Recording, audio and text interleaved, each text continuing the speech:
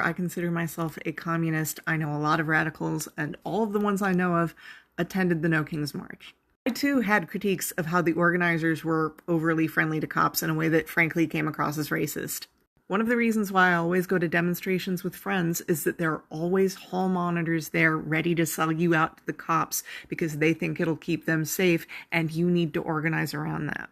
Going with friends and having a plan is usually adequate. I've heard concerns that this is a liberal movement capturing radical energy, that we were, on the verge of a revolution, and all of this anger has been fully co-opted by a liberal movement.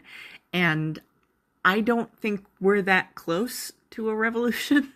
There's a very good political and sociological book that's about 20 years old now called Bowling Alone that tracks American culture from about 1910 to about 1980, and specifically the phenomenon of how people went from belonging to multiple clubs, having many, many friends that they saw multiple times per week, to literally not leaving their houses.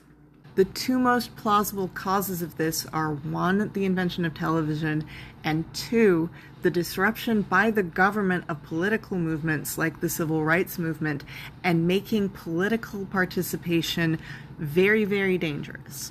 A lot of you talk a really good game about hiding your neighbors, and you don't know your neighbors' names. It would be really beneficial for a lot of you members of the Vanguard to meet people who are just as mad and radical as you are, and who are talking in formats that are not monitored by the federal government, like your texts, Discords, and probably even Signal are. Do you literally know anyone else locally who is as radical as you are? So I don't even think we are at the liberals capturing radical energy stage, because I don't think a society where people do not know each other and are not involved has much revolutionary potential.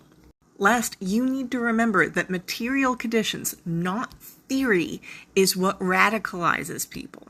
The position I got from reading theory. Here is a nice 53-year-old woman who put on a silly costume and got tackled by 3 policemen and brutalized.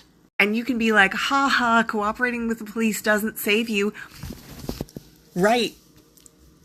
Experiencing this is very radicalizing. You, revolutionary, can be there handing out pamphlets, helping people make sense of why the cops are brutalizing them even though they follow all the rules.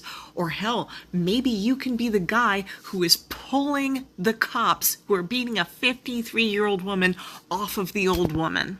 That's not going to be you if you are not there.